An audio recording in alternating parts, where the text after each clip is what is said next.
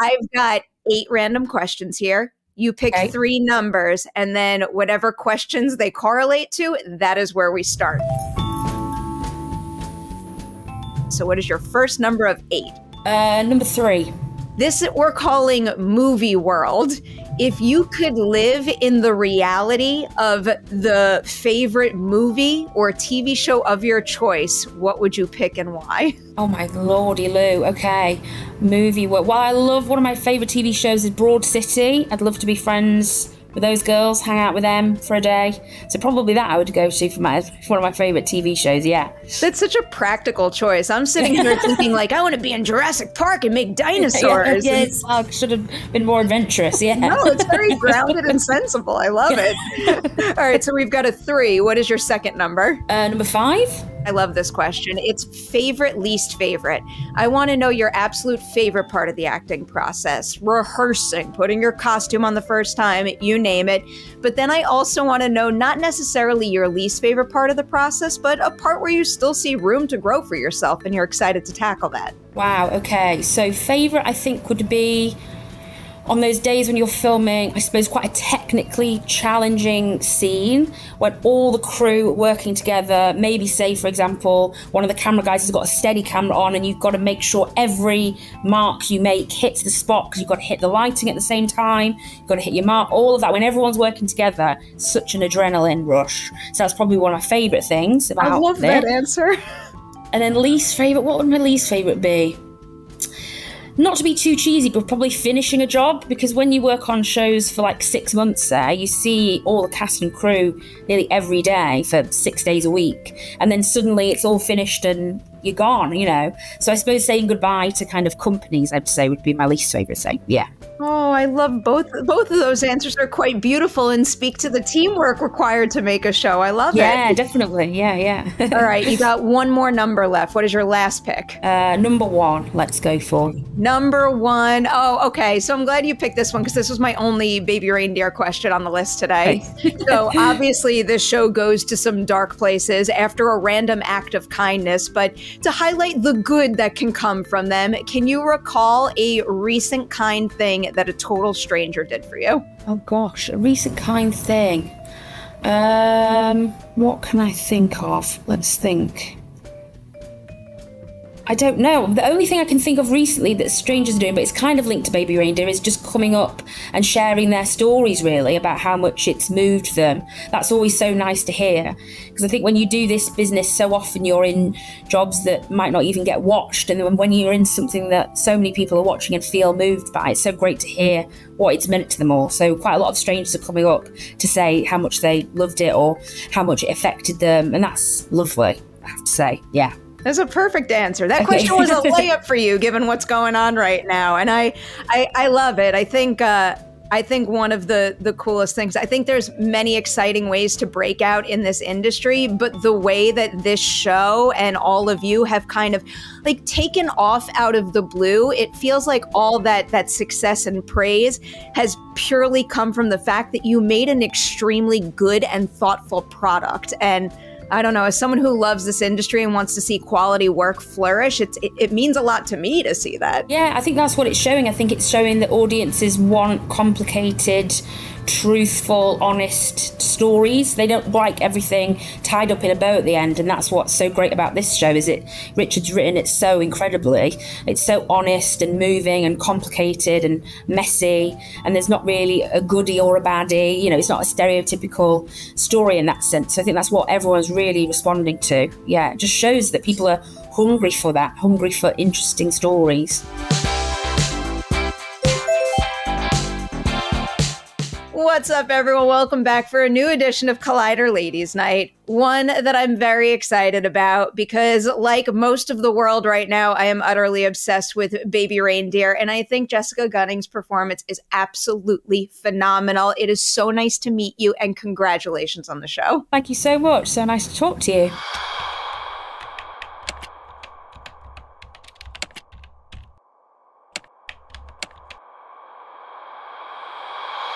What is the movie you saw, performance you saw, personal experience you had, whatever it may be, that first made you say to yourself, I absolutely have to be an actor? Oh my gosh, so many. I mean, growing up, I used to love comedy films and so many American films. Actually, Robin Williams was one of my favourite actors to watch. I was obsessed with him when I was little.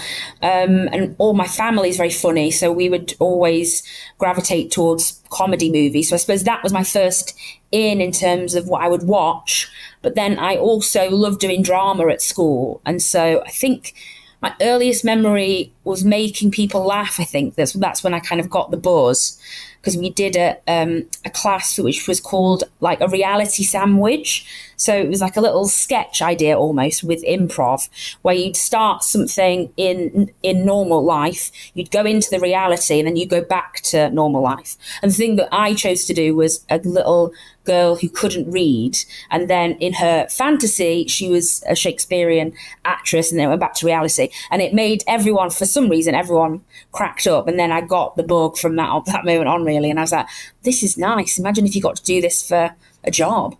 So that's probably my earliest memory of wanting to do this for a career. Yeah. Oh, wow. What an interesting exercise. I like the idea of that too. Yeah. Fantasy sandwich. Yeah. So did you study acting in university?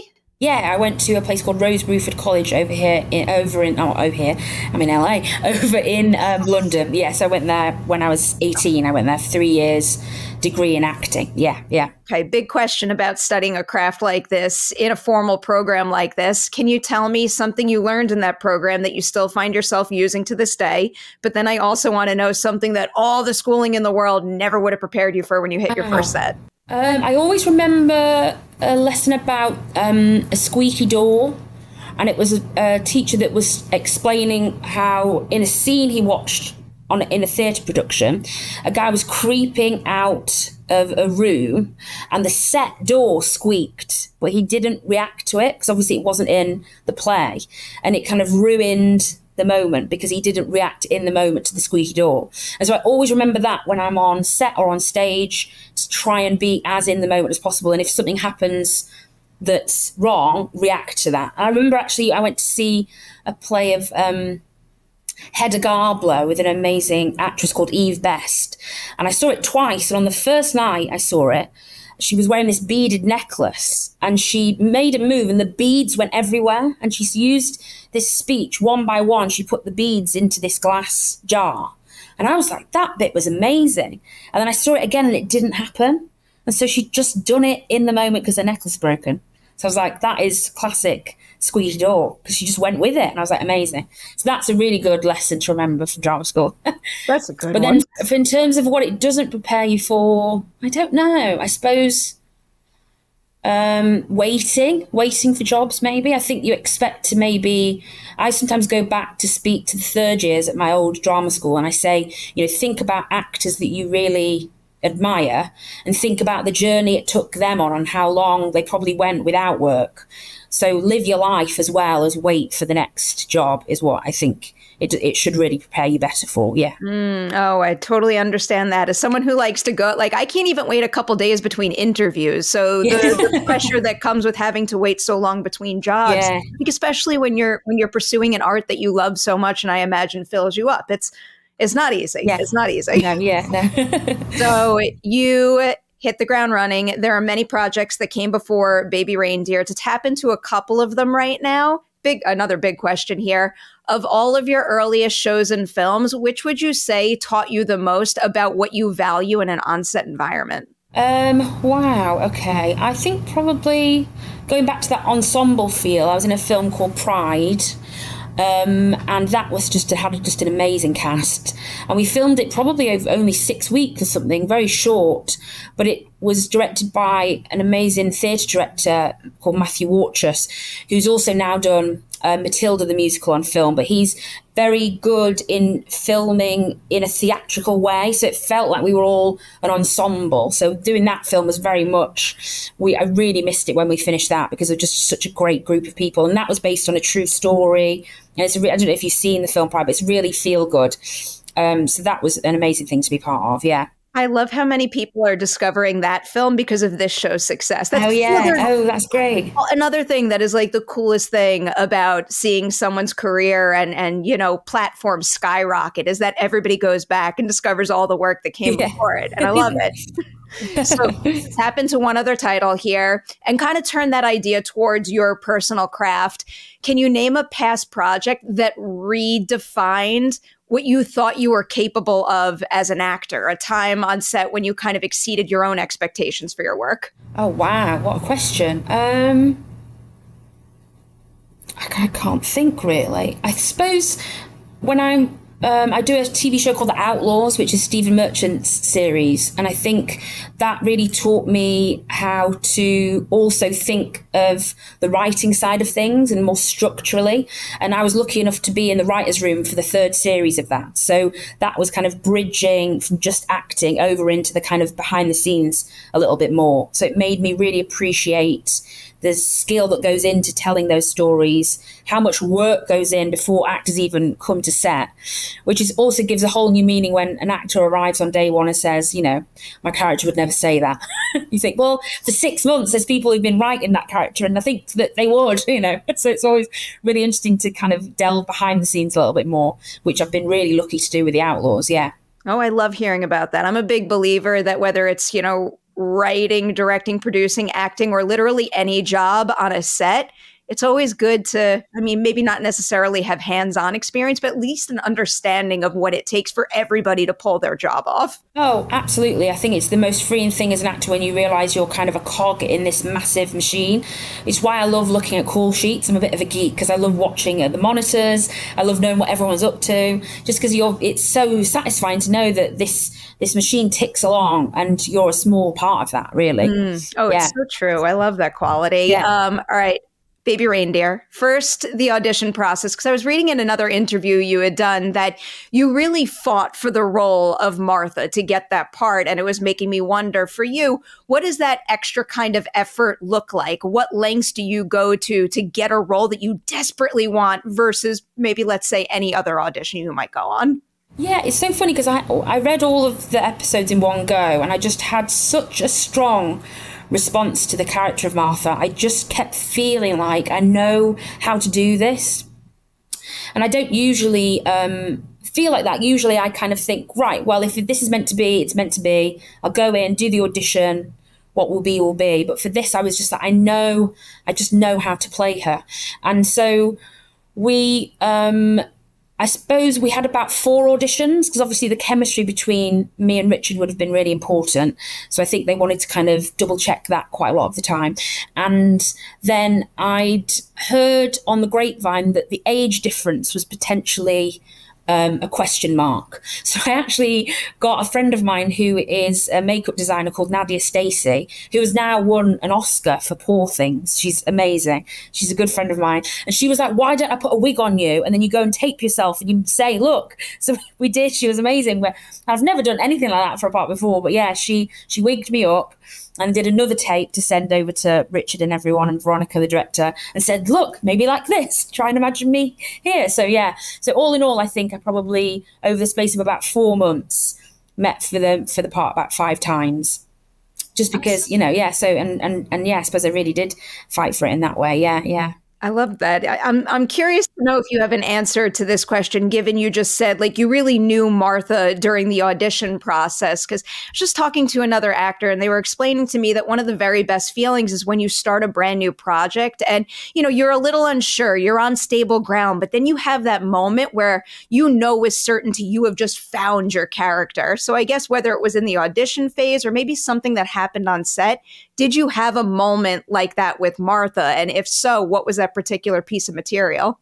I think looking back in hindsight, I've heard that Richard and Veronica said as soon as we met, really, he was like, you captured the dynamic he wanted, which I was really thrilled about. But that is down to his writing, really. It was so clear to me who she was, and the way he's written the whole thing is just spectacular, I have to say. So I just thought she was such a clear character.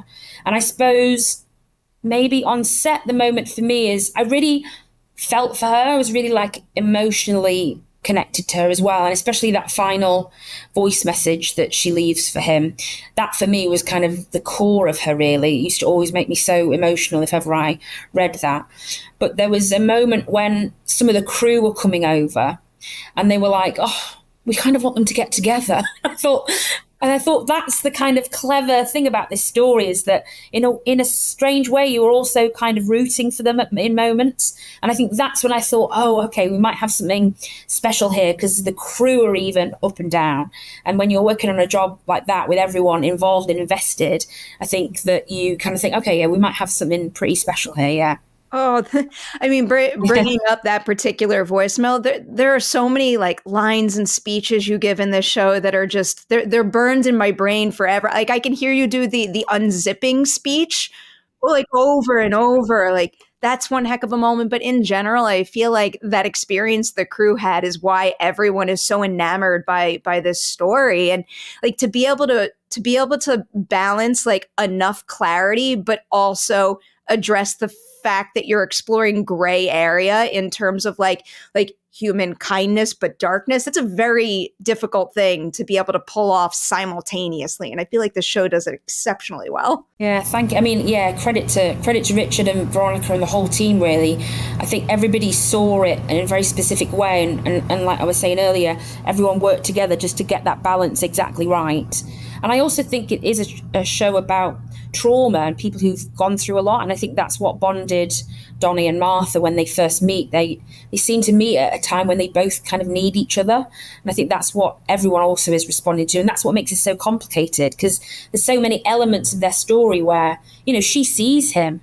She sees him even in those first few episodes. She says, somebody hurt you, didn't they? And it's true, they did. And I think that's so interesting to be on the receiving end of. And I think that's what kind of kept him coming back in a way. I think he felt needed and safe and like respected by her. And I think that's what he was drawn to. Yeah. Oh, I'm such a nerd for backstory. I have so many questions in that department. I'll follow up on what you just said first, because that is a line that really struck me when she says to him, somebody hurt you, didn't they? Because she sees him before all the other people in his life see him, which I think is pretty incredible. Is there anything about her past that you think gives her the ability to see that in others? Again, I think it's kind of back to that voicemail, really, at the core of her. I think she's got a protectiveness towards him. I think she sees that he's hurting. And I think when you become obsessed with someone, every little thing you notice. And I think there's a voicemail towards the end as well where she says, you were wearing like a white t-shirt and I thought in my head you'd look great in red. And then the next day you were wearing red, you know. So there's an element of her that I think feels a little bit magic around him, like they're meant to be. And so I think that's quite addictive in a way. And also what he gives her back, you know, like you were saying about the zipping scene, you know, he sings back to her. And I think that's a really big thing, that when I was tracking the development of their relationship, all those little moments when he kind of flirts back or gives her something is probably even better than she even imagined it would be. Oh, that's so true. Yeah. That's so true.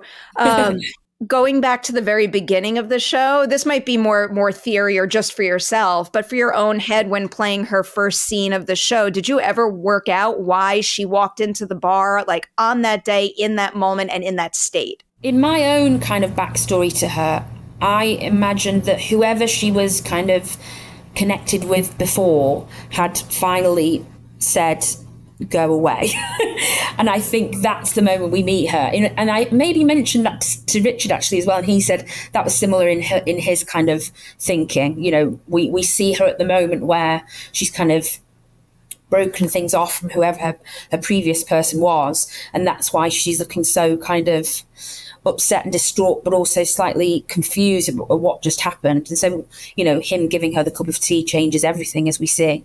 Yeah. So I don't know if you've thought about this either, because it's not the path that the story goes down, but what do you think she might have done had he not offered her the cup of tea? Do you think that she still would have been drawn to him, or it kind of would have been on to the next person who showed her that kind of random act of kindness?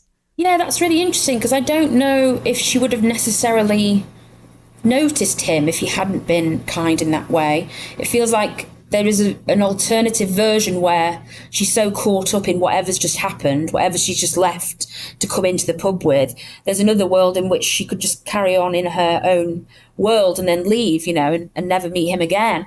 So I think that does break the spell a little bit. And I also used to wonder how often people were kind to her, really, whether it was a rarity. And so that's what also made their connection much more special to her, because I don't know, that was a question mark over me all the time, is how often she had those kind of interactions, really. Oh, that's so true. I caught myself thinking about that quite a bit throughout the show. Yeah. One thing that I was really eager to ask you about is the physicality of the character. I'm curious about, figuring out how she walks, how she carries herself, her posture, and also how that evolves for you throughout the show. Because I feel like, and I'm kind of like speaking for you right now, which might not be fair, but I feel like those physicality nuances just so strongly add to your ability to be able to like turn on a dime and make me feel whatever she's feeling, even though it might be different from one second to the next. That's great to hear. Yeah, that's lovely. Thank you.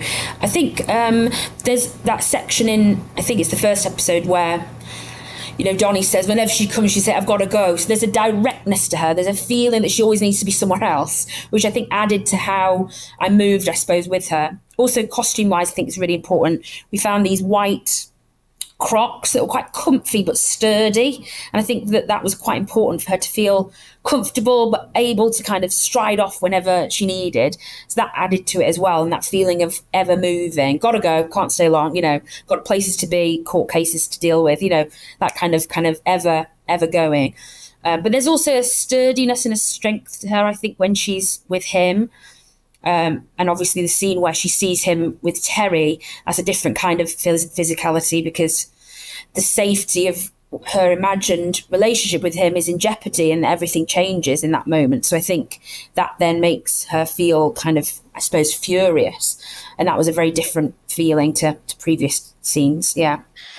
This is one question that was crossing my mind while I was prepping for it, and then I found myself reshaping it as I watched more of the show, because you just brought up she always has to go. She knows all these big people because she's a successful lawyer. So originally I latched onto the idea of like, well, if she's kind of bullshitting him to a degree, when is she the most honest? But then the more I watched and the more I learned about her, I think the better question is when is she purely dishonest? Because I do think all of that comes from a place of believing and honesty and truly caring. So for you, what would you say is the most dishonest thing she does in the entire show? Yeah, that's so interesting, because I somebody once asked about her lying, and I thought that's such an interesting word, because I never would have thought of it like that. I don't think it's an intentional thing. And like you say, there's this backstory that she's almost invented, but in another life that could be very true. It's like she's not too far away from that. And as we see, he sees her law degree on the fridge. She genuinely did train in law. And so there's almost like a sense of maybe an unlived life in her. She's gone through life maybe overlooked and slightly invisible. So the narrative she's created is the life she thinks maybe she should have had or deserved to have. And so it's not necessarily lying. It's almost like an inflated version of what she feels like she's owed, maybe.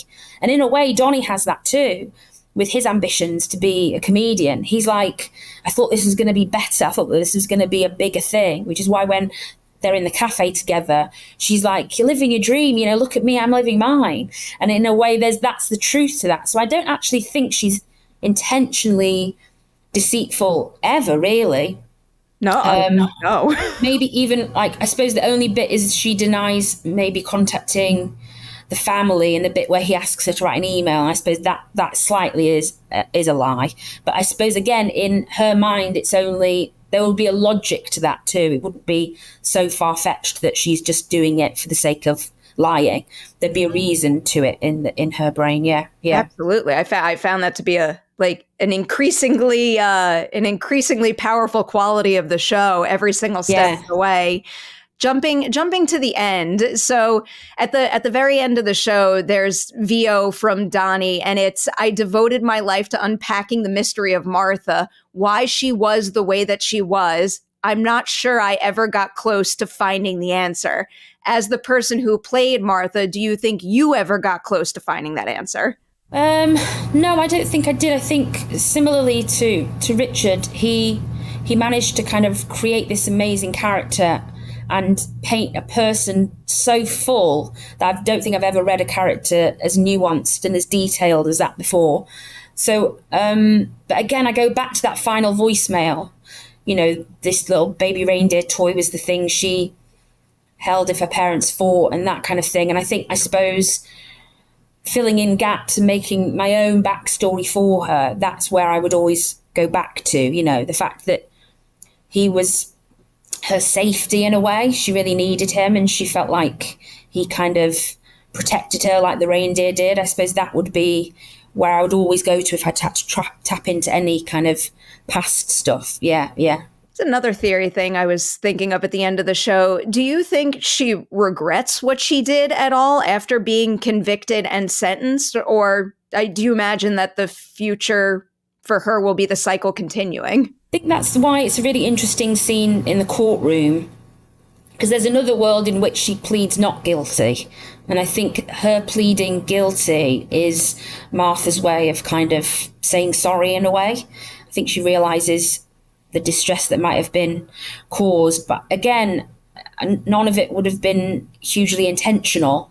But I think that's why it was really moving acting that bit, because I suppose in the moment before I said guilty, I was like, whoa, that is such a strong admission, especially somebody who's trained in law as a character. You know, you think, oh, wow, yeah, for her to then say guilty to all three counts in the show, I think is her way really of admitting that, you know, she did wrong. All right, I'm going to end with two questions here. I will preface this first question by saying that I am personally in the business of manifesting, not jinxing things. And I also do think that this is something you should be extremely proud of. There is considerable Emmy talk about your work in Baby Reindeer right now. Well-deserved, very exciting. What does it mean to you to be recognized that way? Oh my gosh. I mean, you see these kind of things when people say even to be thought of, to be considered to be nominated is an honor, and it's absolutely true.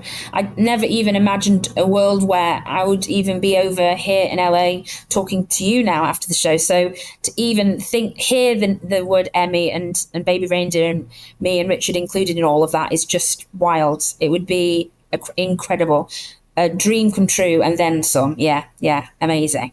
Again, very, very well deserved.